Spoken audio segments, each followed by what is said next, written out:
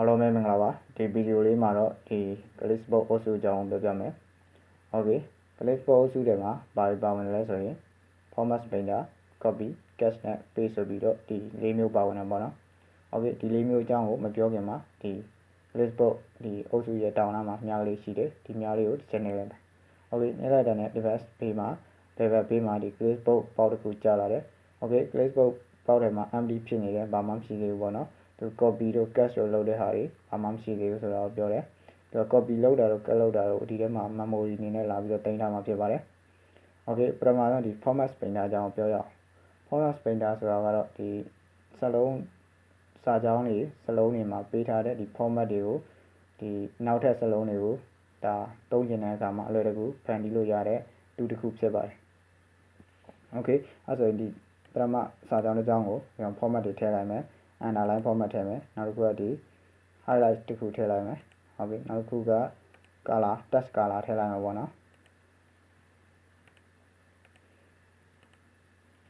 Okay စလက်မှတ်ပြီးတော့ text color ထည့်လိုက်တယ် Okay ဒီ format တိုင်းပဲဒီအနီရောင် highlight စိနောက်တစ်ခုက underline အနေနဲ့ format ကိုအောက်ကဒီ computer ပါဝင်ပစ္စည်းများဆိုတဲ့ဒီစာကြောင်းမှာဖြစ်ချင်တယ်ဆိုရင်ဒီကောင်ကို select မှတ်လိုက်ပါ select မှတ်ပြီးတော့ဒီ format painter ကိုတစ်ချက်နှိပ်လိုက်မယ် format painter ကိုနှိပ်ပြီးတော့ဒီဖြစ်ချင်တဲ့စာပေါ်မှာကျွန်တော်တို့ mouse ကိုဖြည့်ပြီးတော့တစ်ချက်ဆွဲလိုက်ပါ Okay ဆုံးသွားပြီဆိုရင်ဒါလွှတ်လိုက်ပါ Okay ဒီအခုဆိုရင်ဒီစာကြောင်းတစ်ကြောင်းဟာ format တူတော့ပါတယ်ဒါကတော့ format painter ရဲ့ဒါလုပ်ငန်းဆောင်ရွက်ပုံဖြစ်ပါတယ် Okay နောက်တစ်ခုကတော့ copy ဆိုတဲ့အကြောင်းပြောမယ် Okay copy ဆိုတာကတော့ကူးယူရပါနော် Okay ဒီစာကြောင်းပေါ့နော်အောက်က spelling လေးပေါ်ဒီ only the link နဲ့ပြောဒီစာကြောင်းကိုကူးကျင်နေဆိုရင်ဒါကို select မှတ်လိုက်ပါ Okay select မှတ်လိုက်တာနဲ့ဒီမှာ copy နဲ့ cache နဲ့ပွင့်လာတယ်ပွင့်လာပြီးတော့ copy လုပ်မှာလား cache လုပ်မှာလားအခု copy ကိုပြမှာဖြစ်တဲ့ copy ကိုနှိပ်လိုက်ပါ copy ကိုနှိပ်လိုက်တာနဲ့ဒီမှာ Facebook ထဲမှာဒီကူးယူမဲ့စာကြောင်းကြီးကို memory မှတ်ပြီးတော့ပါတယ် Okay အဲ့လိုမှတ်ပေးတာနဲ့အတူဒီ paste ဆိုတဲ့အရာဒီလဲကျွန်တော်တို့ဒီလောက်စားလုပ်လို့ရပါတယ် Okay ကို paste လုပ်ချင်တဲ့နေရာကိုကာစာချပါချပြီးတော့ paste ကိုတစ်ချက်နှိပ်လိုက် Okay ဒါဆိုရင်ဒီအပေါ်အစာကြောင်းကြီးကဒါကူးယူပြီးတော့ဖြစ်သွားပါတယ် Okay နောက်တစ်ခုဒီစာကြောင်းကိုကူးမယ် copy ကိုနှိပ်မယ်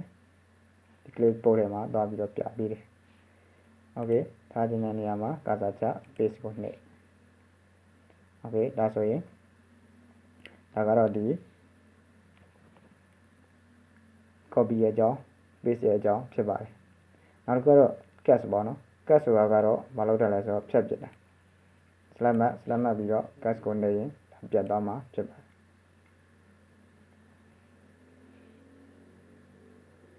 နောက်ထပ်ဒီ Facebook ထဲမှာရှိတဲ့ဟာတွေကိုနှိပ်လိုက်တာနဲ့ကျွန်တော်တို့ဒီ copy ကူးထားတာတွေကအလွယ်တကူ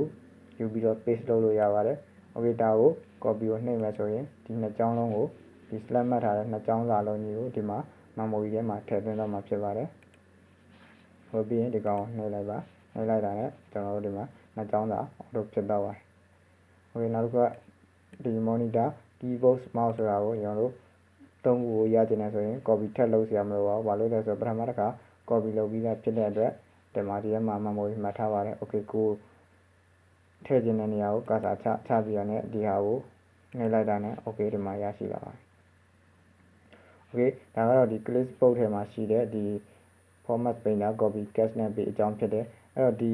clipboard ထဲမှာပြထားတဲ့အပေါ်မှာ paste all နဲ့ clear all ရှိတယ် paste all ဆိုတာကတော့မှတ်ထားတဲ့ဟာတွေအရာအားလုံးကိုဒီ document ထဲမှာထည့်ခြင်းတဲ့အခါမှာ paste all ကိုနှိပ်လိုက်ပါ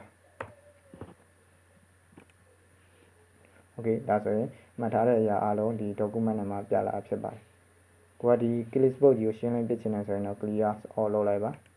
Okay ဒါဆိုရင်တော့ memory တွေမရှိတော့ဘူးမှတ်ထားတာတွေမရှိတော့ဘူးအားလုံးကိုကျွန်တော်တို့ clear ရှင်းလင်းပြလိုက်ပြီလို့ဒါဆိုလိုတာဖြစ်ပါတယ်